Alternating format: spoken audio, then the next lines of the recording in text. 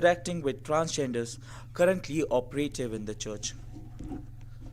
Up next, we have a paper titled Inclusion of the Transgender in Synodal Church, presented by Savio Saldana and Anand Abhinay, second year philosophers from Satyanilayam.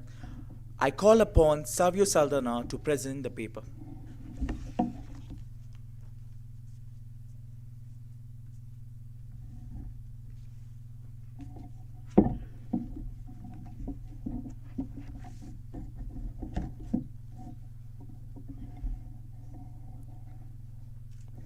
Dear sisters and brothers in Christ Jesus, in this paper we shall deal with the issue of the inclusion of the transgenders in the synodal church and its implications on the synodality in the Catholic Church. It is a part of the paper Transgenderism and the Problem of the Gender, and we have studied it from the point of view of India only. To make synodality more meaningful and relevant to our times, we have to consider including the voiceless and the marginalized and give them a place in the very center of decision-making process. In our opinion, the inclusion of transgender in this process can be a bold step to achieve the objectives of the synodality. The Synod of Synodality is considered as one of the most promising processes in the Church, with the potential for making it more inclusive and Christ-like in its approach. We as a church have made a lot of progress in letting in the fresh air. And yet, there is also a feeling that a lot more has to be achieved. We must ask ourselves, have we done our best to include our marginalized brethren into this family of the faithful? What more can we do to ensure the inclusion of the peripheral, to give them their dignity as human beings, and set them free of this gender construct? The aims and objectives of this paper can be summarized in the following points. There is a general opinion of not having done enough to ensure the inclusion of transgender in the synod. Second, gender for long has been viewed as a binary, male-female, which excludes the neutral gender. This has led the transgender community to internalize this exclusion. Third, inclusion is not a one-time activity, it is a process. Can we move beyond the male-female construct and bring them liberation from this exclusion? And finally, to see what does inclusion of transgender means in this context. So to get to the pulse of this issue which we are facing, we conducted an online survey. The mode of survey was Google form, and we asked them only 4 simple questions. The respondents were parish priests, assistant parish priests, and scholastic regents.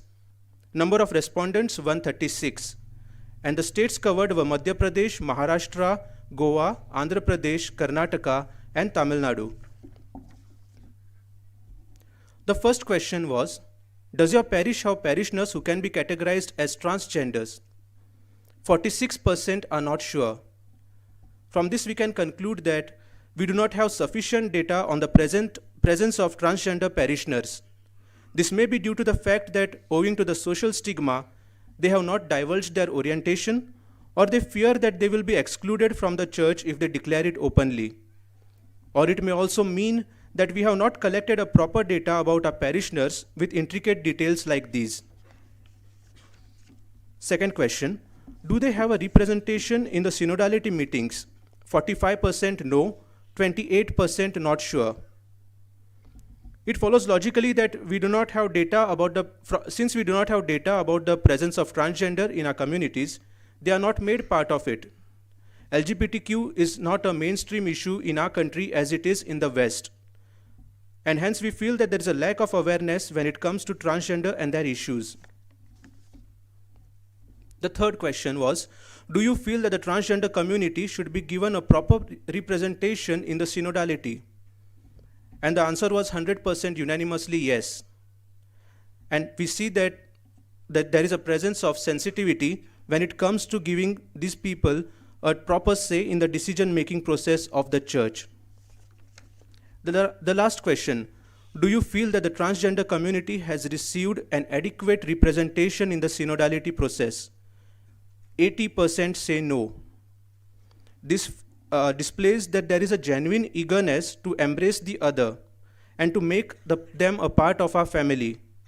Through this, we can safely say that there is an openness in the Indian church for allowing the transgender voice to be heard. But this goodwill is lost somewhere due to the lack of awareness and the concrete steps of including them in the decision-making process. There is a general opinion of not having done adequate or to do more to ensure the inclusion of transgender in the synod. Transgender traditionally have been marginalized by the society and face extreme vulnerability due to their marginalization, which is social, legal, and economic. This needs to be addressed as the highest priority if a response to their problem is to be meaningful and effective. Now let us imagine ourselves to be in a place of a transgender.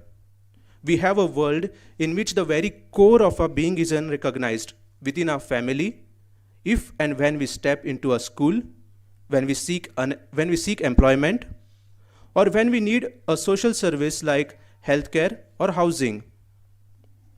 We have no way to easily access any of the institutions and services that are required to participate in the society. Additionally, because of our outward appearance, we may be subject to discrimination, violence, or fear of it. In such circumstances, how can we possibly partake in social and economic development? How could our dignity and well-being, which is physical, mental, and emotional, be ensured?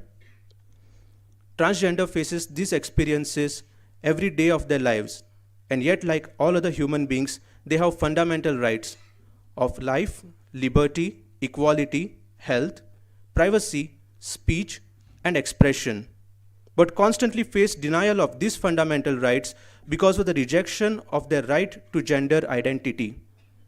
A two-pronged approach is needed to mitigate this problem. First, transsocial inclusion.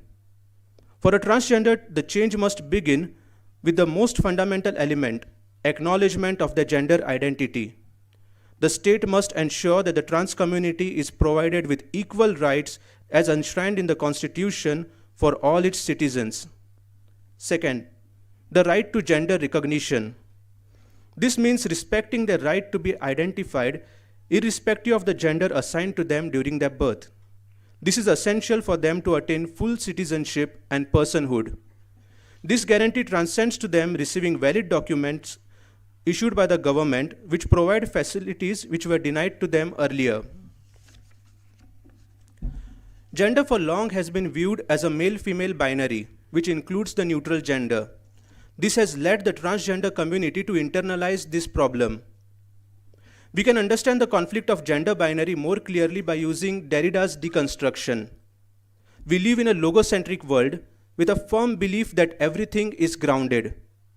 The metaphysics of presence believes in a centered universe or a structure and established hierarchies in the form of binary oppositions, where the first term is privileged, as in spirit, matter, nature, culture, presence, absence, and male, female. These binary terms are not only opposed to one another, but contain implicit and explicit value judgments, which places one term above the other. Now, by deconstructing these binary oppositions, we are able to uncover the foundation. Deconstruction is a strategy for overcoming the metaphysics of presence. Derrida's deconstruction dethrones all hierarchies and subverts all binary oppositions, and in the final analysis promotes the second or the inferior term in the binary opposition without leading to a new polarization. Derrida believes that all knowledge is contextual and is influenced by culture, tradition, language, prejudices, etc. And hence knowledge is relative to these phenomena. So the job of deconstruction is to call into question all claims of objective knowledge by illustrating alternative meanings and truths in any particular worldview. Deconstruction becomes a method by which the privileged set of meanings are decentered, and those that were marginalized acquire their rightful place. We must note here that the marginal ideas reclaim their place not because they are more true or objective, but because they have as much a claim to legitimacy as any other view. They are open to deconstruction themselves. Hence, we have a binary of male and female, where the first term male is projected as superior to the second term female, while those in the periphery, the transgenders, are not at all considered in this equation. Inclusion is not a one-time activity, it is a process. Can we move beyond the male-female construct and bring them liberation from this exclusion? Applying the deconstruction to our context, we see that from birth, identification of a sex class membership happens. Most of the females are raised to be passive, submissive, weak, and nurturing, while males, most of them, are raised to be active, dominant, strong, and aggressive. This value system and the process of socializing and inculcating individuals into it is what is meant by the term gender. Understood like this, it is not difficult to see what is objectionable and oppressive about gender. It constrains the potential of both male and female people alike and asserts the superiority of males over females. So the contemporary thought is to stop putting people into pink and blue boxes, allow the development of individuals' personalities and preferences without the coercive influence of this socially enacted value system. Humans of both sexes would be liberated if we recognize that while gender indeed is internal, innate, and essential facet of our identities, there are more genders than just woman or man to choose from. And the next step on the path of this liberation is the recognition of a new range of gender identities. So now we have people who refer to themselves as genderqueer, non-binary, pangender, polygender, agender. An oft-repeated mantra among the proponents of this view is that gender is not a binary, it is a spectrum. What follows from this view is not that we need to tear down the male-female binary, no. Rather, we simply recognize that there are many more units to gender than these two, and all have equal rights. To see what the inclusion of transgender means in this context, to understand the term inclusion of transgender, we must first analyze it from our personal perspective. How do I feel about it as a person? What does it mean to be actually male or female? Are these the only options that we have? Is it possible for someone to feel that they have been born in a wrong body? Is it okay for a man to act feminine or for a woman to act masculine? If your friend or a loved one comes to you and says that they are gay or they want to transition, what do? What do we say to them? Is it okay for a transgender to attend the prayer services and receive the Holy Eucharist? Unless we reflect on these and many other questions on a personal level, we will not be in a position to understand where we stand in this complex issue which faces us. Today we are confronted by a sexual revolution, where a hedonistic tendency advocates the pursuit of free love is just, and anything that puts boundaries on this pleasure is unjust. Hence, while being open and welcoming, we also need to be aware of what we condone. Similarly, culturally and socially, this is a justice issue. I say this because it reflects the need of community of people who feel alienated, humiliated, and hurt by the constant rejection and hurtful remarks by the mainstream community. These excluded long for support, acceptance, and to be heard. We need to explore and understand the problems the transgender faces so we can enter into critical conversation without the prejudices which have affected the dialogues of the past. We list a 5-point program to assist in the opening dialogue with the trans community and their inclusion in the synodality. First, listening. Give them your time. Visit them.